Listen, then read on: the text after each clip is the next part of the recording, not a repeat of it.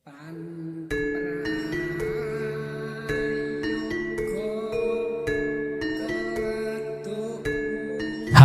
selamat datang pemirsa, kembali bersama kami Just Info.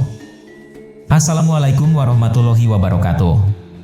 Salam sejahtera bagi kita semuanya, Shalom, Om Swastiastu, Namo Buddhaya, salam kebajikan. Kali ini kami akan menemani Anda selama beberapa menit ke depan dalam Just Info. Just Info, karena ini hanya sekedar informasi.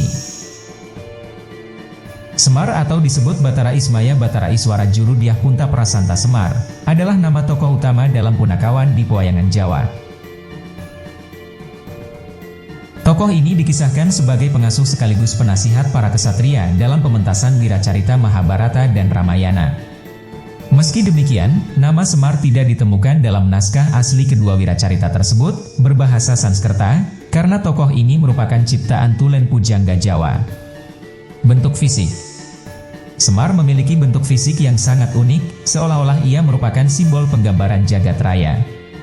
Tubuhnya yang bulat merupakan simbol dari bumi, tempat tinggal umat manusia dan makhluk lainnya. Semar selalu tersenyum, tetapi bermata sembab. Penggambaran ini sebagai simbol suka dan duka. Wajahnya tua tetapi potongan rambutnya bergaya kuncung seperti anak kecil, sebagai simbol tua dan muda. Ia berkelamin laki-laki, tetapi memiliki payudara seperti perempuan, sebagai simbol pria dan wanita.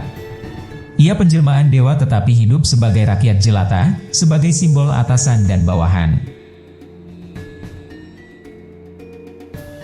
Sejarah.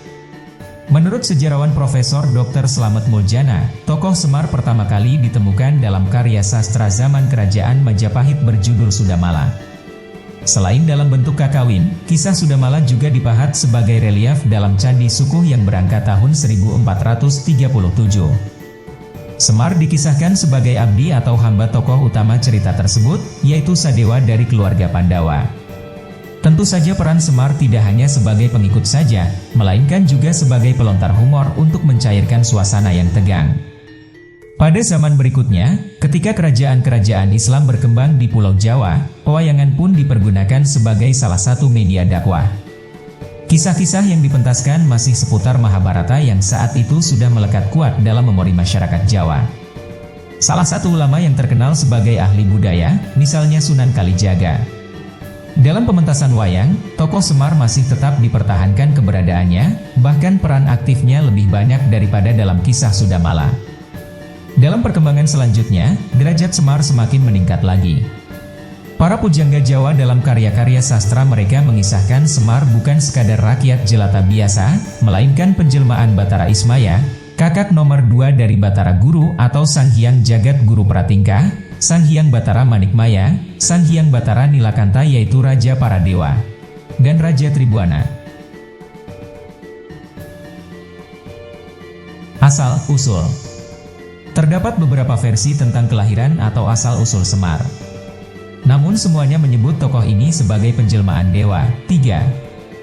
Dalam naskah Serat Kanda dikisahkan, penguasa kahyangan bernama Sang Hyang Batara Nurrasa memiliki dua orang putra bernama Sang Hyang Batara Tunggal dan Sang Hyang Batara Wenang, Sang Hyang Asiprono atau Sang Hyang Asiprono. Karena Sang Hyang Tunggal berwajah jelek, maka tahta kahyangan pun diwariskan kepada Sang Hyang Wenang. Dari Sang Hyang Wenang kemudian diwariskan kepada putranya yang bernama Batara Guru. Sang Hyang Tunggal kemudian menjadi pengasuh para kesatria keturunan Batara Guru dengan nama Semar. Dalam naskah Paramayoga dikisahkan, Sang Hyang Tunggal adalah anak dari Sang Hyang Wenang. Sang Hyang Tunggal kemudian menikah dengan Dewi Rakti atau Batari Rakti, seorang putri Raja Jin Kepiting bernama Sang Hyang Yuyut.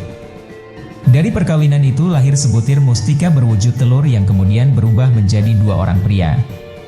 Keduanya masing-masing diberi nama Ismaya untuk yang berkulit hitam, dan Manikmaya untuk yang berkulit putih. Ismaya merasa rendah diri sehingga membuat Sang Hyang Tunggal kurang berkenan. Tahta kahyangan pun diwariskan kepada Manikmaya, yang kemudian bergelar Batara Guru. Sementara itu Ismaya hanya diberi kedudukan sebagai penguasa alam Sunyaruri, atau tempat tinggal golongan makhluk halus.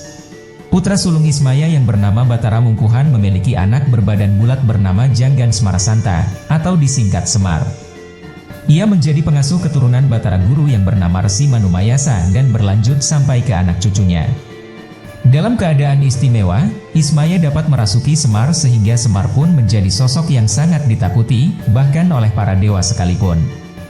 Jadi menurut versi ini, Semar adalah cucu dari Ismaya. Demikian sepenggal informasi kali ini, kami Just Info mohon undur diri. Semoga budaya Indonesia akan selalu terjaga. Salam sejahtera dan salam lestari untuk kita semua. Rahayu, Rahayu, Rahayu.